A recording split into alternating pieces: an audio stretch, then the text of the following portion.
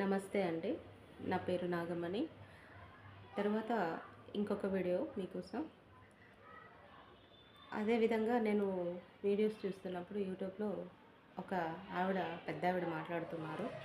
విజయ్ దేవరకొండ పెళ్లి చేసుకున్నాడు, చాలా బాగానే ఉంది గానీ, ఇప్పుడు విజయ్ దేవరకొండ పెళ్లి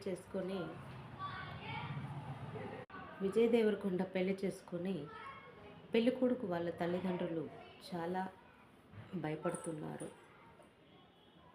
పెళ్లి కూతురు తరఫు నుంచి పెళ్ళికొడుకు ఎన్ని గ్రాములు బంగారం పెడుతున్నారు, ఎన్ని లక్షలు ఇస్తున్నారు, ఎంత గ్రాండ్గా పెళ్లి చేస్తారు అని రివర్స్లో పెళ్ళికూతురు వాళ్ళు పెళ్ళికొడుకు వాళ్ళని అడుగుతున్నారు.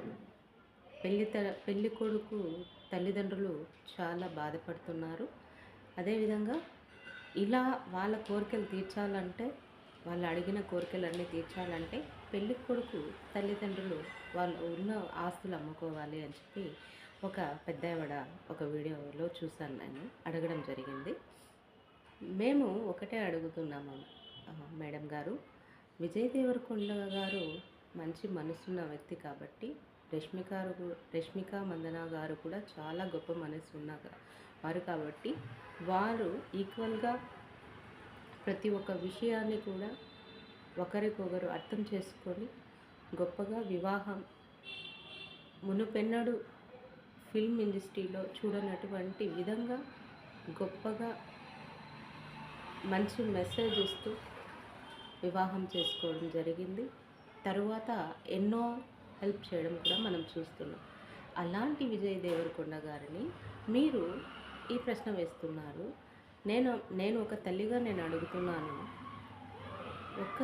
ఇంతకుముందు కాదు, ప్రస్తుతం కూడా జరుగుతున్నటువంటి సొసైటీలో జరుగుతున్నటువంటి ఒక మాట మీతో షేర్ చేసుకోవాలనుకుంటున్నాను మేడం.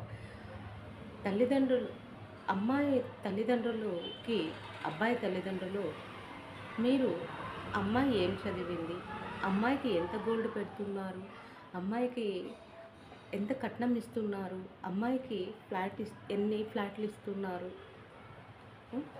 ఎంత గ్రాండ్గా ఇన్ని లక్షల్లో గ్రాండ్గా మాకు పెళ్లి చేసి ఇవ్వాలి అని అడిగినప్పుడు, అమ్మాయి తల్లిదండ్రులు ఏ విధంగా బాధపడి ఉండాలి, వాళ్ళు ఇంటితో సహా స్థలాలతో సహా అమ్ముకొని అమ్మాయిలు బాగుండాలని అమ్మాయి తల్లిదండ్రులు ఎంతో గ్రాండ్గా చేసిన పెళ్ళిళ్ళు కూడా ఉన్నాయి. అప్పుడు మీకు బాధ అనిపించలేదా, భయం అనిపించలేదా?